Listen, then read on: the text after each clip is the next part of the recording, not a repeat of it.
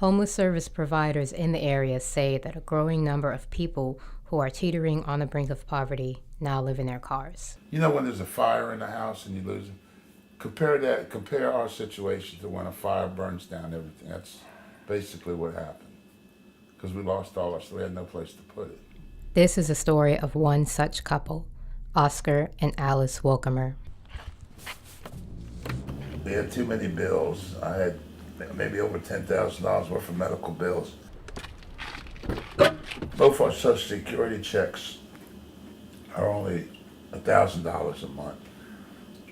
So, and our rent was $750 a month. So we fell behind on our rent. And we got an eviction notice. By all accounts, Oscar and Alice had lived a pretty comfortable life. Both were college educated. In fact, Alice, who was born in Morocco, speaks 5 languages. The couple worked steady jobs, even made enough to give to charity, and neither have a criminal history. Love you. When the sheriff evicted us with the 72-hour notice, took off in the car. Started driving. We had probably half a tank of gas and about $20 on us. We spent about 3 weeks going from here to there, eating spaghetti out of the can. She keeps kosher, so she was eating sardines from the packages, peanut butter and jelly. This is how we say in French. One catastrophic opens doors to other catastrophic.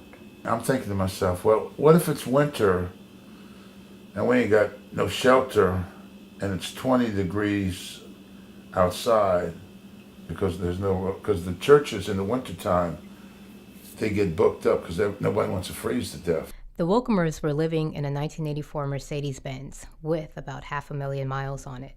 They fondly call it the Benzo, even though the heaters and the locks on the vehicle don't work. Some of the windows don't even work on it. And I put my wife in my arms and we covered each other in blankets. And I said, what guarantee do I have that by morning we won't freeze to death?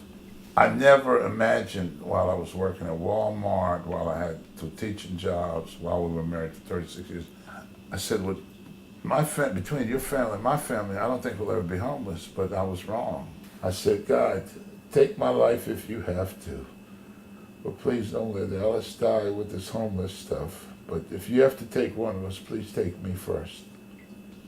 It's the most terrifying, next to dying, to me, being homeless is a very terrifying feeling. In all, the Wolkemers lived in the Benzo for about 3 weeks. Eventually, a local pastor found them this apartment in Ocean View. In our minds, we're living in a chateau in France or we're staying at the Hilton.